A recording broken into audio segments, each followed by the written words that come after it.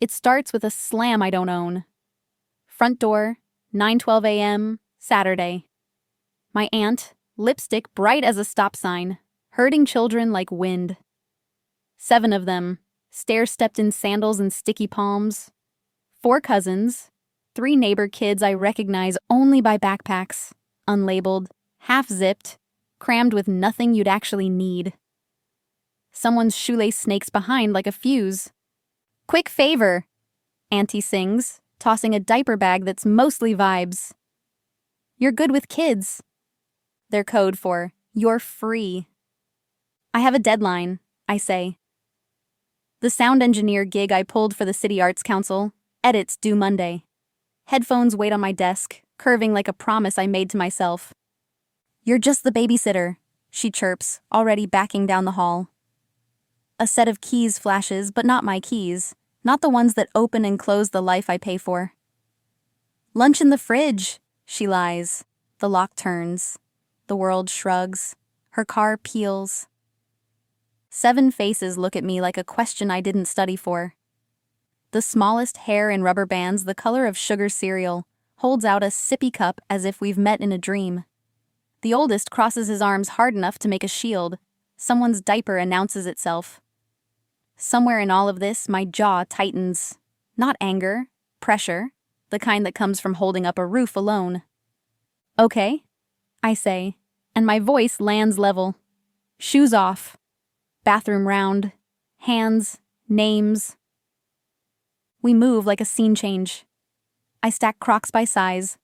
I line up water cups. I find exactly 2 chicken nuggets in my freezer and 6 tortillas. A math problem you solve with eggs. I set the analog kitchen timer. White face, red wedge. For 20 minutes so my brain remembers time is real. I text Auntie. "How long? Allergies? Guardians for the neighbor kids? Blue bubbles. No dots." Silence, foamy and deliberate. I send a second text to the family group. 7 kids were dropped at my door without permission or supplies. ETA? Replies arrive like confetti and say nothing. "You're so good with little ones." "Oh, cousin camp. I'll swing by later." Their code for, "We see you carrying, what a view." At 10:03, the oldest kid tilts his chin toward the living room camera I installed after the Airbnb fiasco. "Are we in trouble?" he asks. "No," I say, "but we're going to remember." I tap the base, tiny red LED, honest as a heartbeat. Exterior only, interior only where legal. Paper is one kind of memory. Pixels are another. By 11:40, we have a system. Little ones nap in the bedroom with the travel crib I borrow from the closet of my life as a person other people assume is ready. Big kids draw on butcher paper I tape to the table with blue gaff. I write house rules in block letters. Ask before taking. Shoes off, gentle hands. Tell me if you spill. It works. Most people want to be good if you tell them how. At 12:15, I open the fridge to the lie. Milk gone to science, half a lime, mustard. I text my aunt, sending an order, reimburse. Then I buy sandwiches, fruit, milk, diapers, baby wipes, decent soap, and a pack-and-play sheet that doesn't itch. The total pings my card like a small insult. I take a picture of the receipt, print it, and slide it into a clear sleeve in the binder on my kitchen shelf labeled Proof. When you've lived long enough as the reliable one, you learn to keep a binder. At 2:02, the neighbor girl with the glitter backpack whispers, "My mom thought your aunt asked you." I kneel so we're level. "Who dropped you?" "Miss Carla," she says. She said, "Auntie's got her niece." It's fine.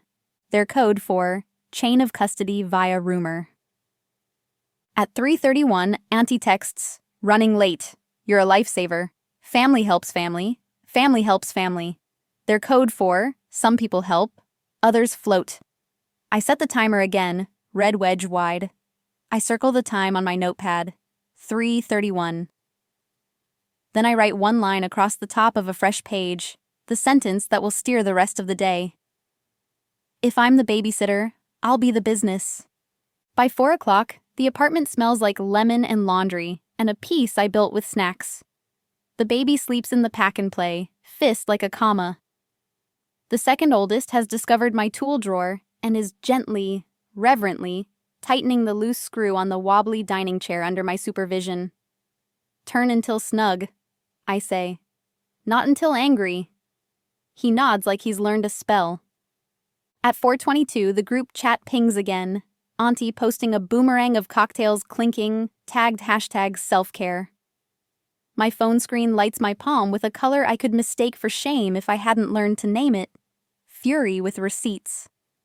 I put the phone face down because no is easier when your eyes don't ask questions you already know the answers to. I need the bathroom, the oldest says. Leave the door cracked, I say. Sing so I know you're breathing. He rolls his eyes and obeys. Teenage dignity meets good plumbing. We're all compromised. At 5:10, the grandparents group chat, separate from the main family thread because they prefer chain letters and good mornings, does the good morning mosaic with flowers even though it's evening. I consider becoming the kind of person who mutist entire generations. Instead, I send Kai a text. 7 kids. Aunt billed nothing, paid nothing, still not here. Want me to swing by with mac and cheese and a folding table? He replies. Yes, and a clipboard. If I'm going to drown, I'll do it alphabetized. At 5:47, Kai arrives like a first responder. Food, portable fan, a box of crayons that don't break mid-stroke, and the blessed clipboard. He wears a shirt that says, "Not your payer," a leftover from the old war I fought and won. He takes one look at the kids and becomes a park ranger. Gentle authority, patient gestures, the ability to say we don't do that here like it's a compliment. Do I invoice her? I ask once the smalls are chewing and the bigs are setting spoons. You invoice them, he says, and the parents of the neighbor kids, and the cousin whose name is always a memo line. He taps the clipboard. Time in, time out, supplies, meals, overtime, admin fee, rush fee. Rush? He smiles, small and mean for me. No reservation? Rush. Craft is the motif that saves me. I build a spreadsheet on my phone. Babysitting, emergency, Saturday. Columns, child's name, drop-off time, pickup time, guardian, rate, supplies, notes. I set my rate to the going neighborhood standard for 7 kids with diapers, nap schedules, and behaviors you only learn if you stay. I add a line for after-hours fee, past 7 p.m., because we're already flirting with it. I add late pickup fee because we will cross midnight if I don't become the kind of person who sees it coming. At 6:12, Auntie texts on my way, the sentence that means not yet. At 7 o'clock, I call the neighbor numbers I harvested from backpacks. 2 answer on the first ring. Apologies. Gasps, we thought, we're leaving now. 1 sends to voicemail 3 times. I leave a message that is a script, even if I'm inventing it. Hi, this is my name. Your child is safe. I did not agree to babysit. You may pick up at my address by 8 o'clock. After that, I will charge dollars per 15 minutes. If I can't reach you by 9 o'clock, I'll contact the non-emergency line and let them advise me. This isn't a threat. It's me being the grown-up. At 7:41, 2 mothers arrive with hair still wet from the salon and cheeks that flush for the right reason. They bring cash and apology cookies I didn't ask for. I give them receipts and my terms for future care. A 1-page with bullet points that are not a hug and are kinder than pretending. Ask first. Confirm. Provide supplies. Sign in/sign out. Pay at pickup. No third-party drop-offs. They each say thank you twice, the second time like relief.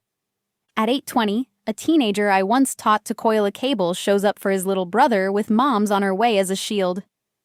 I say, I'll wait with you. And we sit on the steps playing rock, paper, scissors until a car swings wide into the curb. and a woman who looks like 3 jobs spills out. She puts her hand over her heart and says the sentence I never get tired of. I'm sorry. I didn't know she signs. She pays. She leaves with a paper that will teach her a boundary faster than my lecture could. By 9:10, I'm down to 4 kids. At 9:40, 3. At 10:15, 2.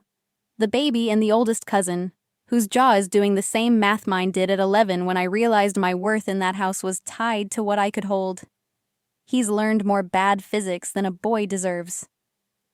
I show him the spreadsheet, not because he needs to be an accountant at 13, but because numbers are one way to tell the truth. You're charging, Auntie? He asks, equal parts awe and fear. I'm charging the adults responsible, I say, which is not you. He nods, the nod of a kid who has been mistaken for a handle too many times. At 11:03, Auntie texts parking. The kind of lie a car tells right before you can still see its taillights. At 11:19, she sweeps in like a finale. My angel, she coos at the sleeping baby. He was an angel, right? Her eyes flick to me, a cue I don't take.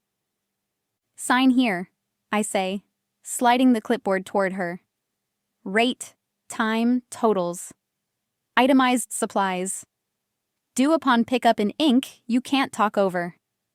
She laughs, the high one. You're kidding. We're family. Family pays, I say. And if you'd like me to keep the kids in the future, we sign a contract. Her face does the calculation. You're just the babysitter. I am today, I say, and tap the line that says total due. And babysitting is labor. She writes IOU on the signature line like a threat. I write invoice number 001 at the top of the page like a beginning. Sunday morning smells like burnt coffee and resolve. I call Noor at 9 o'clock because she teaches 7th grade and knows how to make rules sound like care. Write it like a syllabus, she says. Short sentences, clear consequences, no sarcasm. Kids and adults both read better that way. I call Jules, the friend who handled PR for a nonprofit that survived on receipts and spine. Do I go public? I ask. You go precise, she says. No shame, only facts. Blur kids, name behavior, not blood. Hit post if they start lying. Kai brings his laminator like a saint. We turn my one-pager into pages that can endure a splash of juice. Terms for emergency care. Sign-in sheet, medical release, allergy and meds. Rate card with rush fee, printed plainly because the world understands money faster than it understands boundaries. I order a carbon copy receipt book, the kind mechanics and hair braiders use because they can't afford to chase later. I put a pen on a string. I place it by the door near the shoe rack and the wipe here mat. At noon, I text the family thread, not a rant. A memo. Policy for childcare at my home. Ask ahead. Confirm I said yes. Provide supplies. Sign in/sign out. Pay at pickup. Card, cash, or transfer. Rates attached. Rush fee for unplanned drop-offs. If a child is dropped here without consent, I will keep them safe, call guardians, and charge my emergency rate. If I cannot reach guardians, I will call the non-emergency line to request guidance. I love these kids. I am not the free option. Predictable replies arrive. Cold. We're family. Did your therapist write that? Answer. Yes, with me. You're acting like a stranger. Their code for, we miss the version of you who let us ignore math. I pin the message. Then I go make soup because I've learned to pair admin with something that feels like love so I don't turn into a person who only has rules. By 3 o'clock, the doorbell rings. It's the mother who arrived last and paid first. She brings a labeled backpack. Inside, diapers, wipes, spare clothes, a small laminated card with her son's allergies, and a signed medical release. On top, an envelope. For yesterday, she says, and for teaching me how to be better. I put the envelope in proof. I put the laminated card in a new binder with the spine labeled Kids. It sits next to proof and terms on the shelf where I keep the parts of my life that refuse to be rumors. By evening, 3 neighbors have asked for my rate card. 2 ask for a contract. 1 asks me to teach her how to make one for her teenage daughter who babysits so the math happens up front. I send them a template. It starts with ask and ends with thank you. Found family arrives like that. Slow, practical with pens. Monday, I clock in at my real job, sound, and build a storm that doesn't need to hurt anyone. A director says, "Can we make the house feel like rain?" And I do. Long tails, brushed cymbals, the susurrus of a city evaporating. Craft feeds me like my grandmother fed us. Cheap cuts turn tender with time. At lunch, I finalize invoice number 001. Line items: babysitting, 7 kids, 9:12 a.m., 11:19 p.m., 14.1 hours. After hours fee, past 7 p.m. Rush fee, no prior consent, 7 children. Supplies: diapers, wipes, snacks, milk, pack and play sheet. Admin time: contacting guardians, sign in/out, cleaning, post care. I attach receipts and the time-stamped exterior camera stills, blurred faces, but shoes you can recognize. I include a brief cover note that Dr. Reyes and Noor made me shorten twice. Hi, Auntie. You dropped 7 children at my home without my consent and left for 14 hours. I kept them safe, fed them, and coordinated pickups with guardians. Attached is the invoice for services and supplies. Payment due within 7 days. Please review my childcare policy. Attached. Going forward, do not drop off any child without prior confirmation. My name. I send it by email and, because paper has mass, by certified mail. ICC Vanessa, our accountant cousin, who loves anything with a column. I BCC myself because I like the line items to look back at me without flinching. At 4:40, Auntie replies, "You think you're a business now?" No salutation, no punctuation even. I write back, "I think I'm a person. This is what clarity looks like." I attach a payment link for good measure. By Tuesday, the cousins' group chat has already sprouted screenshots of my invoice with commentary like vines trying to choke it. Who does she think she is? Girl boss energy. Remember when she did our whole graduation party for free? Their code for, "We enjoyed the version of you who mistook generosity for duty."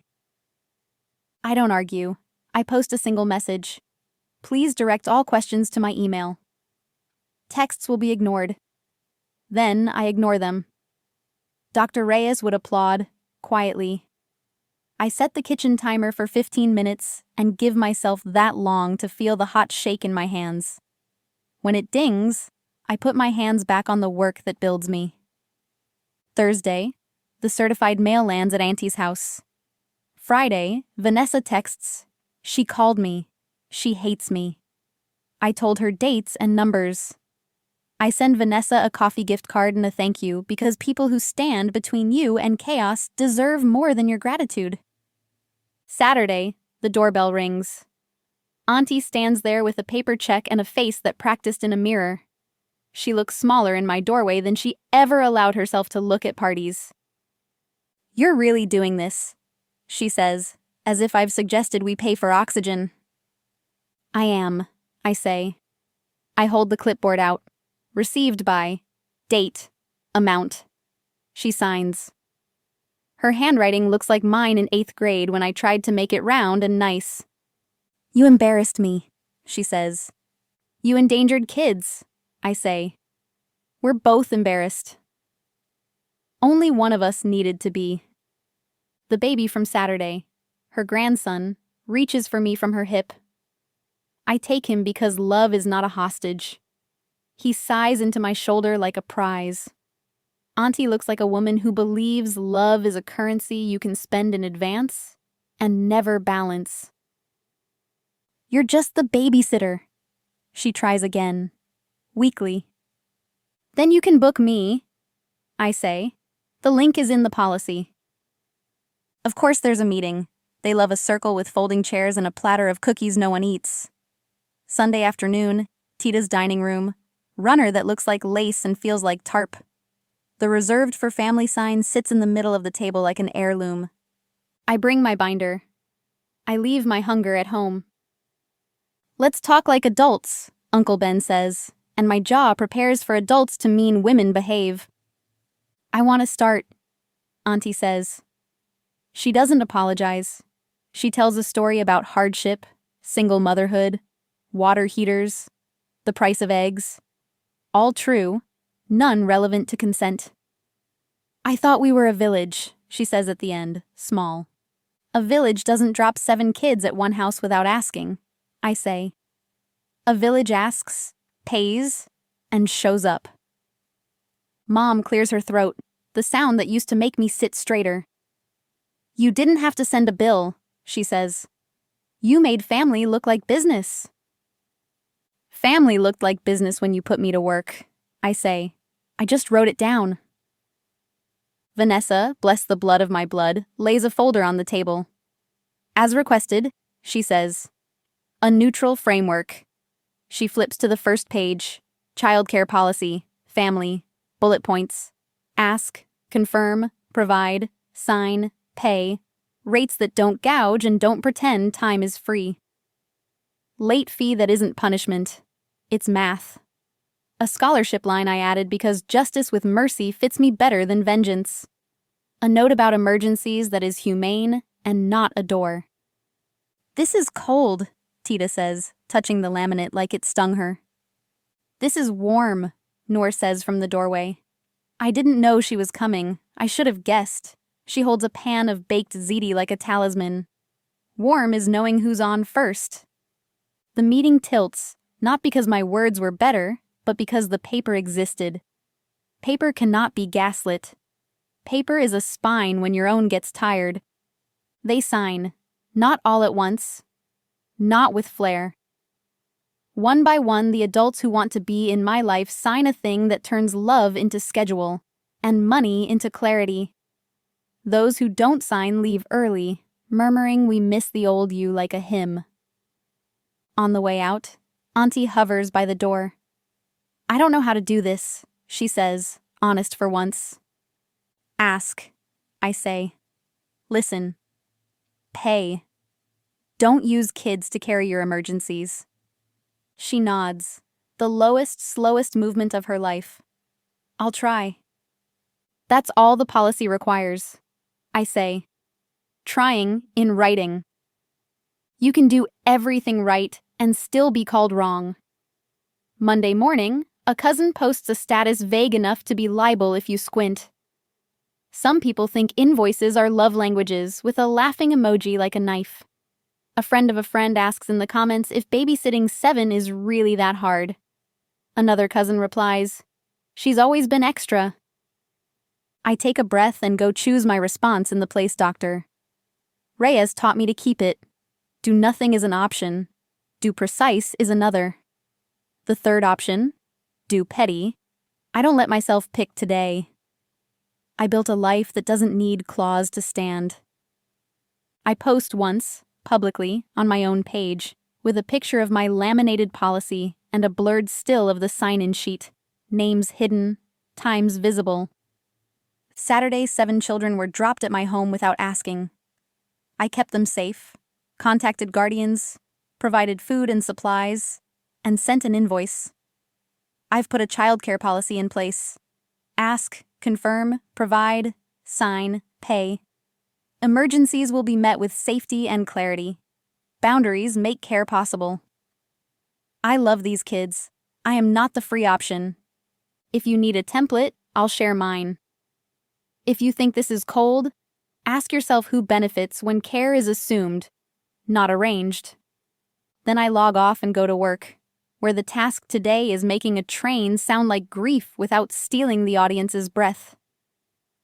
Art, the other craft that lets me turn noise into sense. By afternoon, my DMs look like a support group. My sister dropped her twins and a dog. They called me ungrateful when I asked for diapers. I thought I was crazy.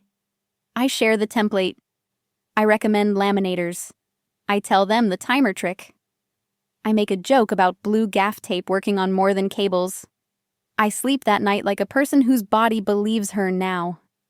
The cousin with the vague post texts me privately at midnight. I was mad you charged, Auntie. But I saw the times.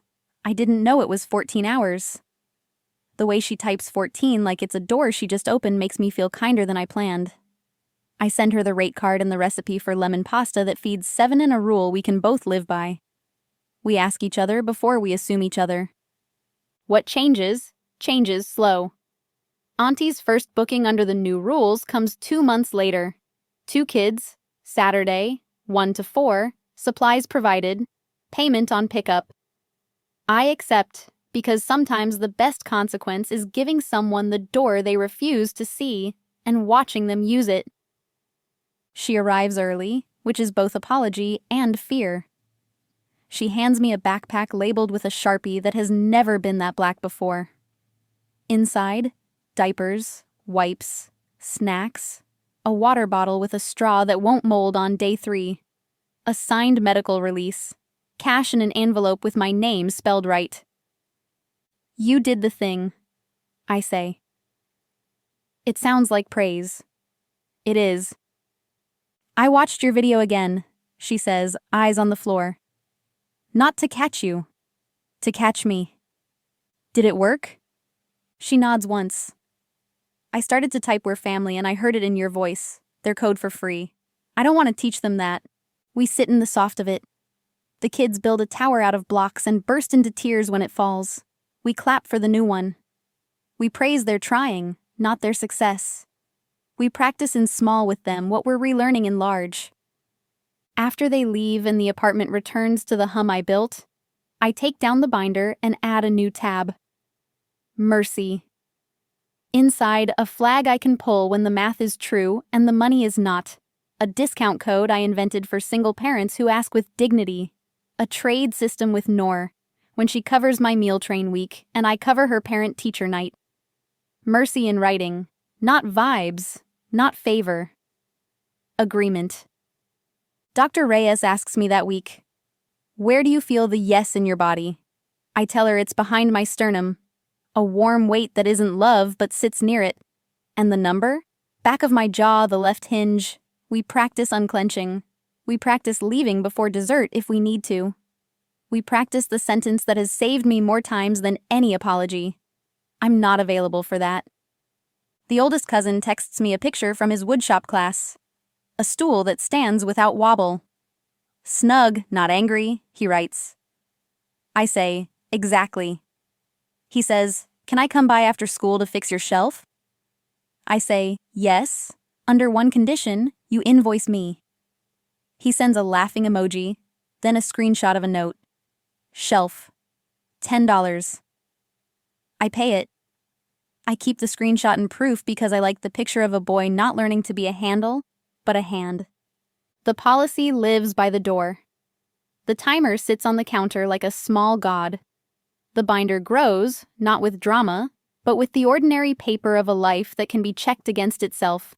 Sign-ins, receipts, 3 thank you notes written in the shaky cursive of adults who never learned to call their own needs by their names. I still babysit. I just don't disappear inside it. Some Saturdays, I say yes because I want to, and the money is nice, and the laughter is real. Other Saturdays, I say no because I have a show to mix, or a book to read, or a nap to take. I don't defend either sentence. The people who love me learn to stop asking me to.